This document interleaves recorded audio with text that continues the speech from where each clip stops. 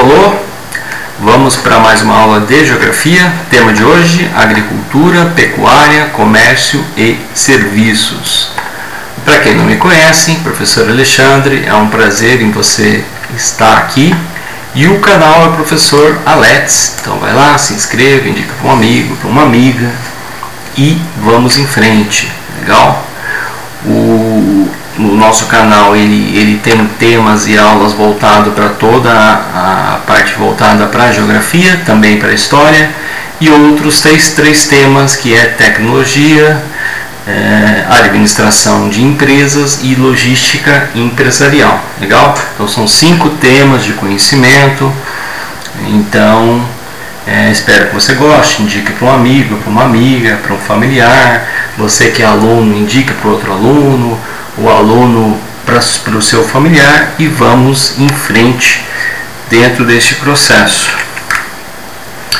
Bom, vamos lá, pessoal. Vamos começar falando do nosso primeiro tema, que é a agricultura. Então, a agricultura, vamos comentar sobre as condições do desenvolvimento, vamos falar da agricultura extensiva e intensiva, e vamos falar um pouquinho dos exemplos, que é a agricultura familiar, a comercial e a orgânica.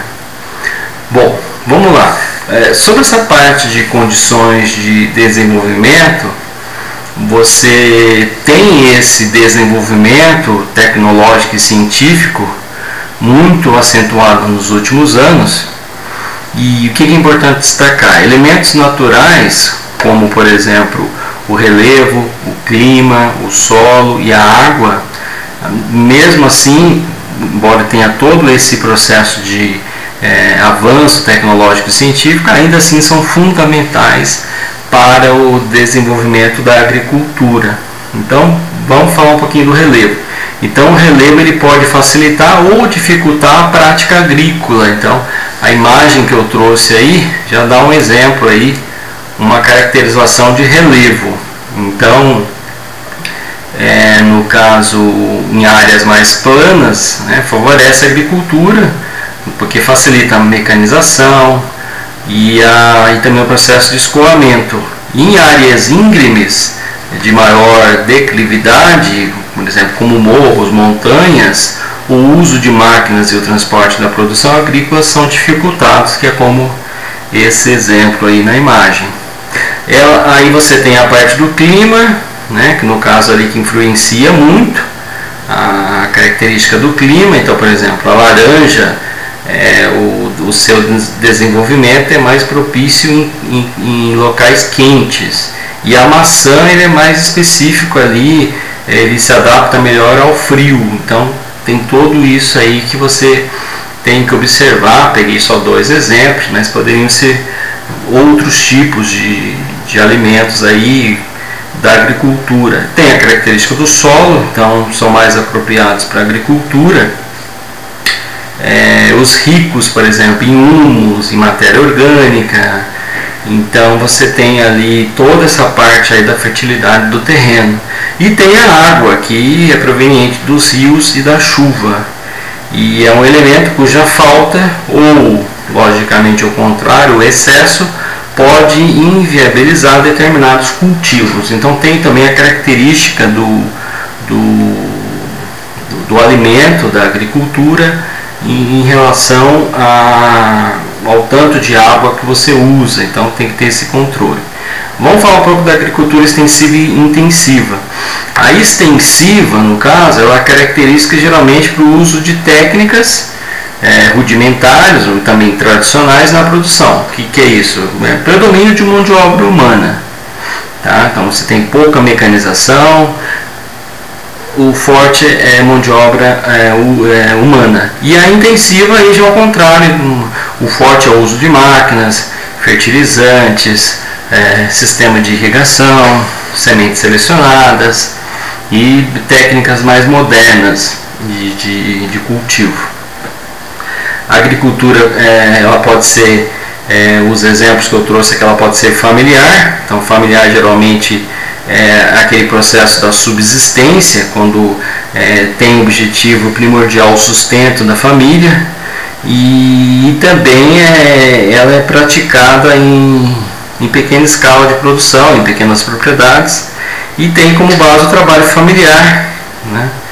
E toda essa parte aí do comércio ali para gerar também uma renda à família. Você tem a comercial, que já é um pouco diferente, que aí já entra o agronegócio, práticas de agricultura de grande escala e geralmente para abastecer grandes mercados. E nós temos, para fechar, a orgânica. Então, a orgânica, para quem não conhece, é realizada principalmente por pequenos agricultores.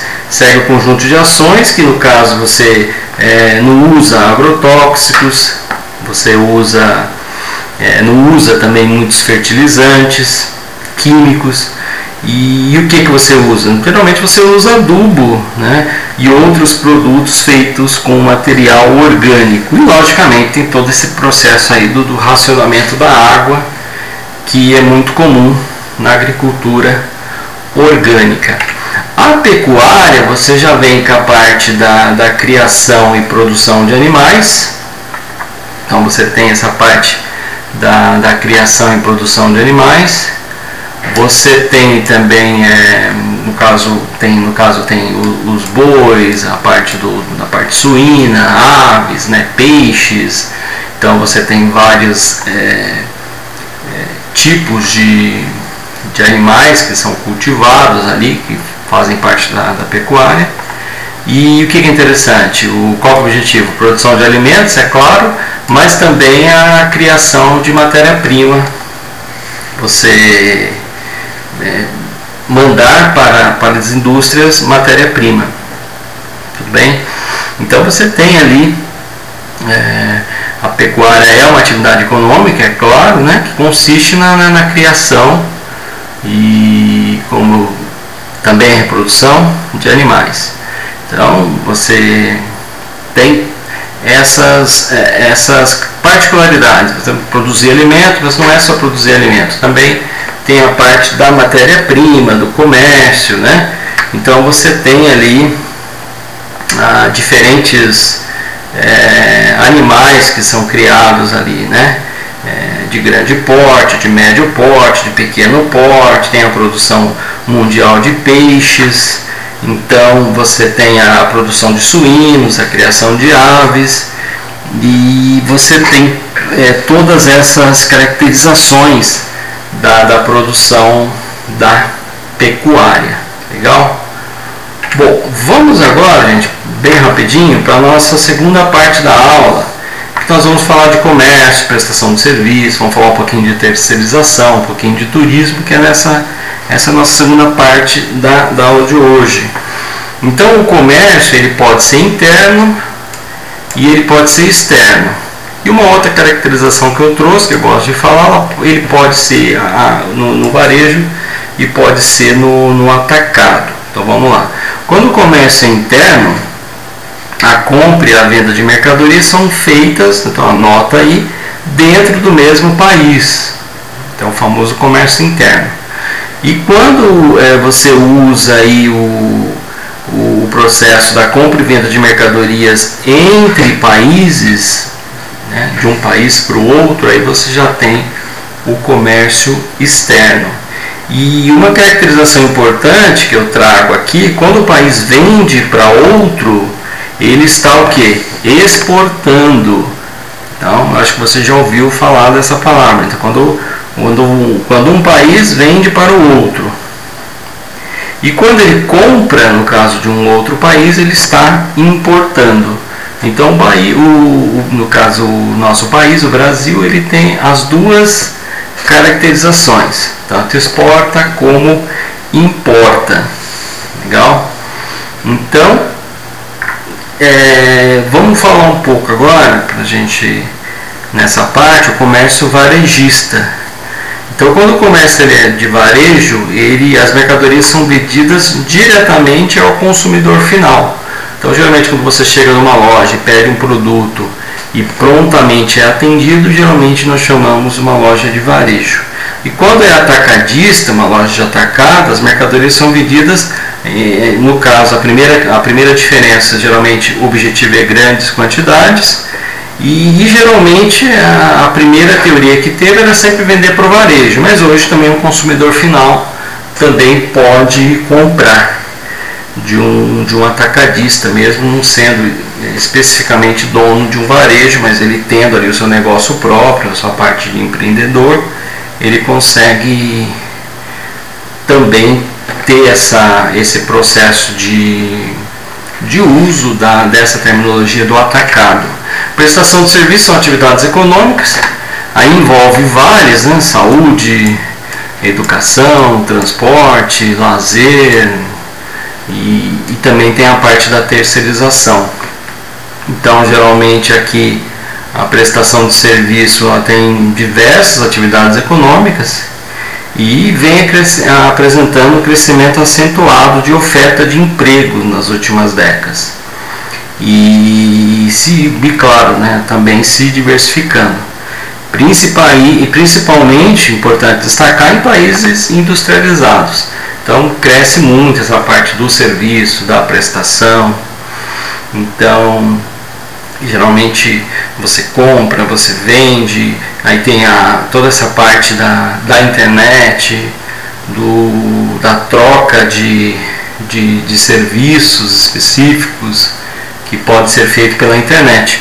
Então a imagem aqui é interessante que eu trouxe aqui vários exemplos, aqui uma academia, uns processos empresariais, então, que são serviços que são fornecidos que você pode usar.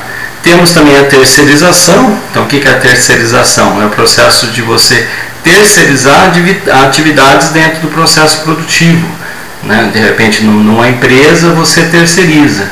Ao invés da minha empresa eu tenho um funcionário específico contratado por mim, eu contrato uma empresa que fornece esse serviço. Então isso é muito comum na parte de limpeza, na parte de segurança, em alguns casos na parte de tecnologia. Ao invés de eu ter o meu próprio funcionário para fazer aquele trabalho, eu contrato uma empresa que nela que tem os funcionários, e esses funcionários que trabalham dentro da minha empresa. Então isso é muito comum. Por exemplo, contabilidade também, né? Muito difícil uma empresa ter lá o seu setor, o seu departamento de contabilidade. Geralmente, principalmente em pequenas empresas e médias empresas. Geralmente grandes empresas até que algumas delas têm, mas pequenas empresas é muito difícil. Então geralmente você tem um contador separado, esse profissional tem um escritório dele, tem os funcionários dele e trabalha com você com esse processo de terceirização. E por último, o turismo. Então ele gera muitos empregos, então movimento aí, restaurantes, hotéis, transportes, né? Então você tem todo essa parte do turismo bem importante, né? Que é uma prestação de serviço também, né? Que tem projeção aí em todo o mundo. Então você vai aumentando o consumo, a produção dos bens, serviços, gerando empregos, né? Interessante que empregos diretos e também empregos indiretos. Vamos fechar com o crescimento. Por que é o crescimento do turismo? Primeiro, eu destaco, tome nota aí para a gente fechar a aula, o aumento do nível de renda de algumas populações. Então as pessoas começaram a ganhar mais, a ter mais atividades, então aumentou o turismo. Então você já quer passear, quer usar o turismo. Melhoria dos transportes, das comunicações. Então mais opções de transporte, né? Avião, o carro, enfim, todas essas facilidades, né? Uber, enfim, todos esses processos aí que você tem. Grande diversidade de ofertas na oferta de lugares, então você tem muito lugar para ir, então você acaba passeando, mas o aumento de número de companhias especializadas, como agências, por exemplo, de turismo. Legal? Bom, pessoal, é isso daí. Vocês viram que a aula é bem ampla, é um conteúdo rico e bem grande, então, logicamente que vocês têm também a sua parte, a sua pesquisa de aumentar esse conhecimento. Legal? Obrigado a todos, fiquem na paz. Fique com Deus e até o próximo vídeo.